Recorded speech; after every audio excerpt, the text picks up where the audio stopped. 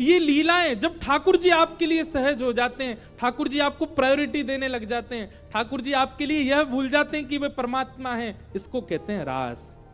रास का मतलब नाचना नहीं होता, रास का मतलब इन गोपियों के लिए ठाकुर जी सहज हो गए, इन गोपियों के लिए ठाकुर जी ने अपना परमात्म भेष त्याग दिया, इन गोपियों के लिए ठाकुर जी सरल बन गए, दीन बन गए, इसीलिए उसको रास बिहार कहा। और वृंदावन में रास नहीं किया ठाकुर जी ने, महारास किया। महारास मतलब आज तक ठाकुर जी महारास बिहारी हैं, मतलब आप जाकर के प्रस्तुत करो, आज भी ठाकुर जी अपने पाषाण भेष को त्याग करके आपके लिए सहज होने को तैयार बैठे हैं वृंदावन में। ये केवल वृंदावन में और कहीं नहीं। आज भी वृंदावन में कितने वैष्णवों को अनुभव होता है। श्री बिहारी जी में तो पर्दा ही हमारे बार बार लगाया जाए कि कहीं कोई टकटकी लगा के बिहारी जी को देख नहीं ले, नहीं तो ये वही के संग चले जाएंगे।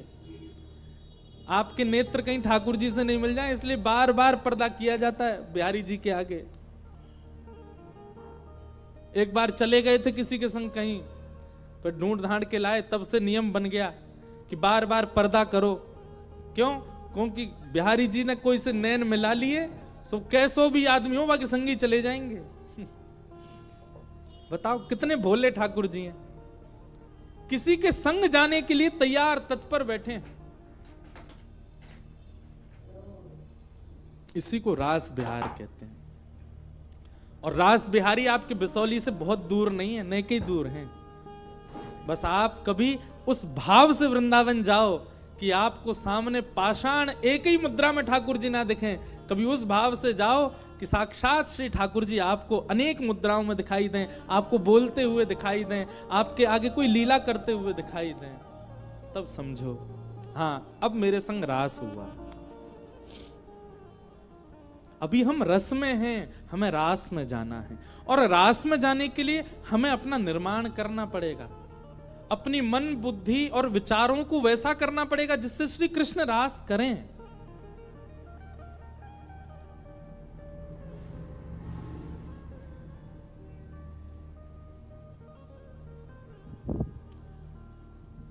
गोपियां अपने अपने घरों में, ये गोपियां सामान्य नहीं है बंधुओं, ये त्रेता युग के समस्त दंडकारण्य वन के संत हैं जो राम जी से मिलने की प्रतीक्षा कर रहे थे।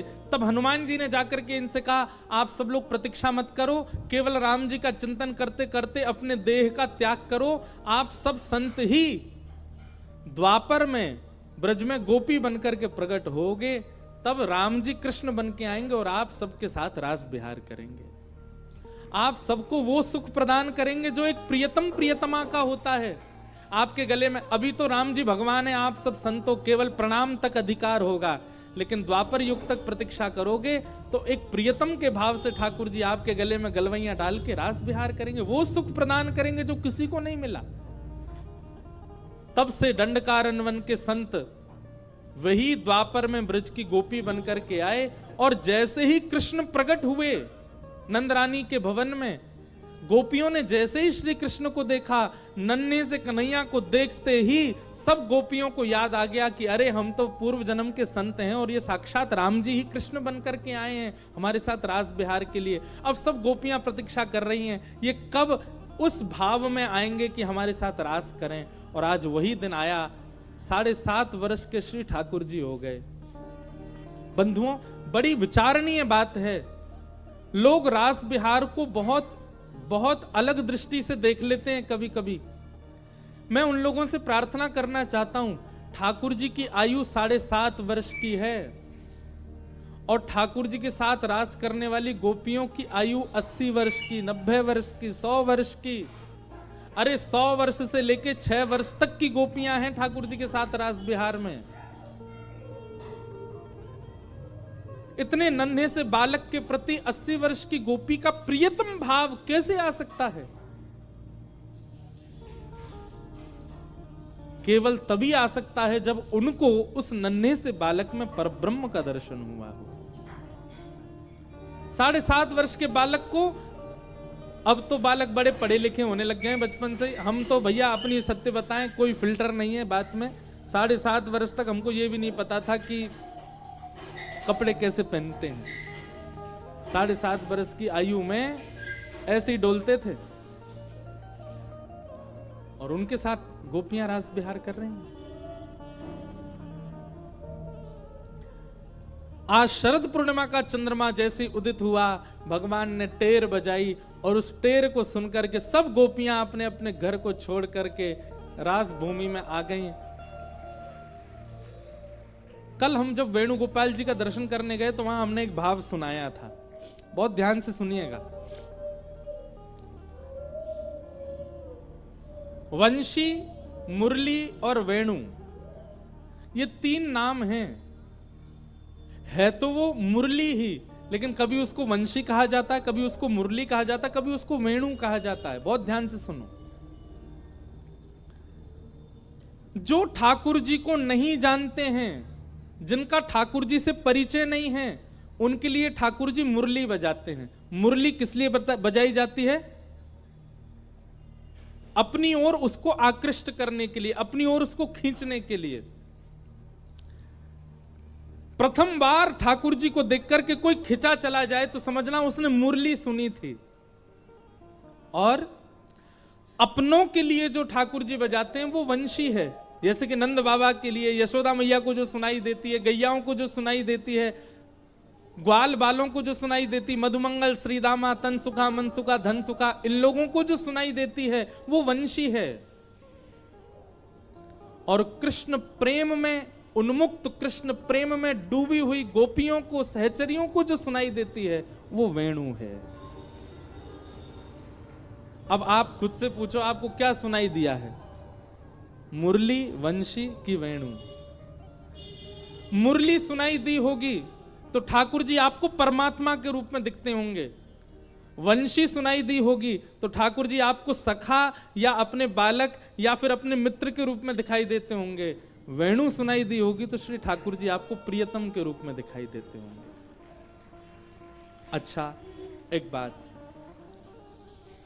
मुरली ठाकुर जी बजाते हैं तो हस्तकमल नीचे होता है और वंशी अधर पर होती है। जब आप किसी वेणु बजाने वाले को भी देखेंगे, वंशी बजाने, वो भी ऐसे ही वंशी बजाते हैं। यहां पर अधर पर मुरली और हस्तकमल नीचे और थोड़ा सा सर झुका हुआ, तब वंशी बजती है, उसको कहते हैं मुरली। लेकिन समकक्ष बिल्कुल अधर के सामने ही अधर हस्तकमल हो और ठाकुर जी बजा रहे हैं, वो है वंशी। लेकिन दोनों हस्तकमल ऊपर हो और मुखमंडल किशोरी जी की तरफ झुका हुआ हो और ठाकुर जी जब बजा रहे हो, वो है वेणु। वेणु, मुरली और वंशी। ब्रज गोपियों को बुलाने के लिए, जो ठाकुर जी से प्रेम करते, उनको बुलाने के लिए ठाकुर जी वेणु बजाते, वेणु का वादन करते। और भगवान ने वेणु का वादन किया। कभी श्री राधा रमण जी का दर्शन करो, ऐसे खड़े होते हैं। श्री बिहारी जी का दर्शन करो, वे भी ऐसे खड़े हैं। श्री राधा वल्लभ जी का दर्शन करो, वे भी ऐसे ही खड़े हैं।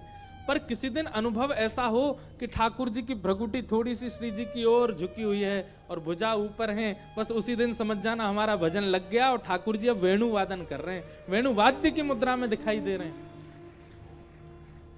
ये कोई मनगढ़ंत बातें नहीं है, ये ब्रज का भाव है। कभी जाकर के श्री राधा रमण जी के हस्तकमलों को, बिहारी जी के हस्तकमलों को, राधा रमण जी के हस्तकमलों को गौर से देखिएगा। सबको तो वो समी दिखें, पर आपको नेक उठे हुए दिखें तो समझ जाइए अब वेणु बज रही है हमारे लिए, अब वेणु का वादन कर रहे हैं। ठाकुर जी ने वेणु का वादन किया। ये देखो, ये पीछे वाले कहा बजा रहे हैं, इधर झुके हुए हैं और वंशी अधर से नीचे है, हस्तकमल भी नीचे हैं। ये मुरली का वादन है। और यही मुखमंडल यदि विपरीत दिशा में झुका हो और वंशी ऊपर हो, वही वेणु है, वही वेणु वादन है। वेणु, मुरली और वंशी, भगवान ने वेणु वाद्य किया। और उस वेणु की, अब देखो आश्चर्य की बात क्या है, ठाकुर जी वंशी बजा रहे हैं, पर पूरे ब्रज को सुनाई नहीं दे रही। 84 कोस में हर उन गोपियों को सुनाई दे रही है जो कृष्ण से प्रेम करती हैं। रास में और कोई नहीं आया, केवल वो आए जिनको ठाकुर जी से प्रेम है। नंद यशोदा भी वही हैं, पर उनको भी नहीं सुनाई दे रहा है, केवल उन गोपियों को सुनाई दे रहा है जो श्री कृष्ण प्रेम में। और हां, वेणु से ध्वनि तो निकलती है, पर ध्वनि शब्द युक्त होकर के निकलती है। बहुत बहुत गंभीर बात है, ध्यान से सुनिएगा। जब ठाकुर जी वेणु वादन करेंगे तो केवल स्वर नहीं निकलेगा, स्वर के साथ शब्द भी होगा। और शब्द क्या होगा? चल रही गोपी, मैं तेरी प्रतीक्षा कर रहा हूं, जल्दी आजा। लेकिन ये स्वर युक्त होगा।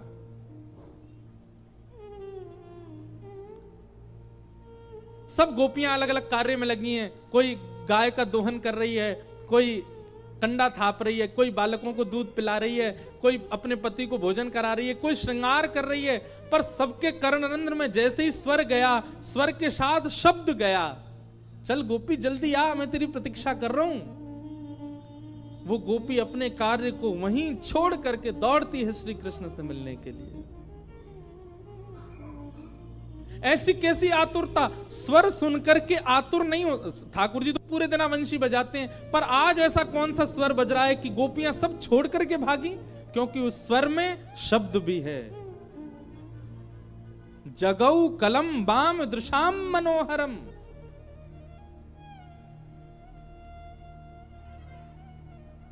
ठाकुर जी ने ऐसा ऐसा वेणुवाद्य किया, सब गोपियां दौड़ी। किसी ने विचार नहीं किया लोक लाज क्या कहेगी, परिवार के लोग क्या कहेंगे, पति क्या कहेंगे। दौड़ पड़ी सब ठाकुर जी से मिलने। किसी को कोई चिंता नहीं अपने परिवार की, लोक लाज मर्याद की, सब तोड़ करके भागी। मधुर वेणु का वादन कर रहे हैं श्री ठाकुर जी, और सामने असंख्य गोपियां खड़ी हैं। जैसे ही ठाकुर जी ने वेणु वादन करते करते वेणु को विश्राम दिया, नेत्र खोल करके देखा, असंख्य गोपियां ठाकुर जी ने स्वागत किया। स्वागतम वो महाभाग प्रियम किम करवाणि व ब्रजस्यानामयं कश्चे ब्रूता गमन कारणम। आइए आइए आइए, स्वागतम स्वागतम। आप सब लोगों के आने का कारण जान सकता हूं मैं? गोपियां मनी मन विचार करने लगी। पहले तो आमंत्रण भेजते हो, फिर निमंत्रण भेजते हो, और जब हम सब छोड़ छाड़ के आ जाती हैं तो यूं पूछ रहे हो हम क्यों आए?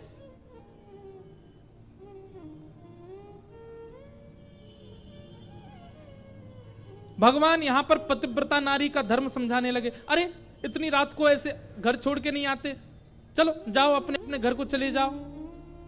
तुमको पता है पतिव्रता नारी का कितना बड़ा धर्म होता है? तुम सब अपने पतियों को छोड़ के चली आई हो, चलो लौट करके जाओ।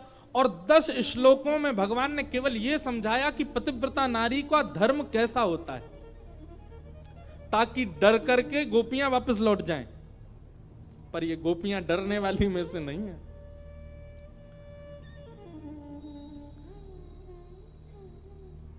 वो प्रसंग शायद आप लोगों ने सुना होगा। एक बार ठाकुर जी को बुखार आ गया था, तो फिर अश्वनी कुमार वैद्यों ने कहा कि जो भक्त अपनी चरण रज दे देंगे, भगवान के माथे से लगे मुख में दे दें, तो भगवान का बुखार दूर हो जाएगा। किसी ने नहीं दिया। तब ब्रज की गोपियों ने अपनी चरण रज नारद जी को दी। तो नारद जी ने ब्रज गोपियों से कहा, तुमको नरक जाने का भय नहीं, अपनी चरण रज भगवान को दोगी? तब गोपियां कहती हैं, बोले नारद तुम अभी ब्रज को पहचाने ही नहीं हो। ब्रजवासियों को नरक जाने से भय नहीं लगता। हम ब्रज की गोपियों को स्वर्ग जाने की इच्छा नहीं है, नरक जाने का भय नहीं है। हमें नरक जाना मंजूर है, हमें पीड़ा सहना मंजूर है, लेकिन हमारा श्याम सुंदर पीड़ा में है, ये सोचना, ये सुनना, ये देखना हमें कदापि मंजूर नहीं है। अगर वैद्य कहते हैं कि हमारी चरण रस से कृष्ण ठीक होंगे, तो भर के ले जाओ, द्वारिका में छिड़काव कर दो हमारी चरण रज का। और इसके प्रति यदि वेद कहते हैं कि हमको नरक जाना पड़ेगा, तो हमें स्वीकार है नरक जाना, पर हम अपने श्याम सुंदर को पीड़ा में नहीं देख सकते। नारद जी ने उसी समय एक ग्रंथ लिख दिया, नारद भक्ति सूत्र, और उसमें प्रेम की अधिष्ठात्री बताया ब्रज की गोपियां। बोले भैया ये सामान्य नहीं है, इनके लिए प्रेम इतना प्रधान है कि उसके लिए ये कुछ भी कर सकती हैं। गोपी प्रेम की ध्वजा, जिन गोपाल कियो वश अपने उर्धर श्याम भुजा, गोपी प्रेम की ध्वजा। गोपी प्रेम की ध्वजा। उन गोपियों का क्या वर्णन करूं आपके सामने। भागवत जी में शुकाचार्य जी कहते हैं, या दोहने बहनने मथनो पलेप प्रेंखें खनार भरुदितो क्षणमार जनादो। जो गोपियां अपने घर में चौका लगाती लगाती कृष्ण कृष्ण रटती हैं, जो गोपियां नदी में जल भरने के लिए जाती हैं तो ऊपर मटकी में छलक रहे जल की ताल पर भी कृष्ण कृष्ण रट लेती हैं, जो गोपियां चलती फिरती अपनी नूपुर की ध्वनि की ताल पर भी कृष्ण कृष्ण रट लेती हैं, जिनका कृष्ण मन कृष्ण तन कृष्ण ही हमारो धन, सर्वस्व जिनका कृष्ण है, उन गोपियों के लिए मैं क्या लिखूं। गोपियां जाकर के श्याम सुंदर से कहती हैं, ठाकुर जी जब हम भोजन बनाती हैं तो आप वंशी मत बजाया करो। भगवान बोले, हमको क्या पता कि तुम भोजन कब बनाती हो, हम तो वंशी बजाएंगे, और वंशी सुनकर के आपका भोजन अच्छा ही बनता होगा, मीठा ही बनता होगा, मना क्यों कर रही हो। गोपियां कहती हैं, अच्छो बननो तो दूर की बात, बने ही नहीं पावे। क्यों? बोले, कन्हैया तुम्हारी वंशी सुनकर के हम ही विचलित होती हैं, ऐसा नहीं।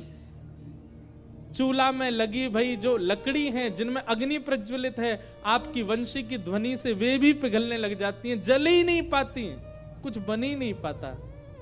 ऐसा प्रेम है ब्रज की गोपियों का।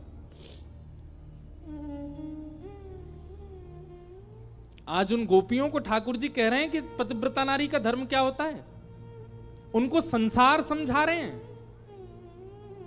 गोपियां सुनती रहीं, और थोड़ी देर सुनने के बाद ठाकुर जी से बोली, आपका हो गया हो तो हम बोलें। भगवान बोले, हाँ बोलो। और अब गोपियां उत्तर दे रही हैं ठाकुर जी को। ध्यान पूर्वक सुनिएगा।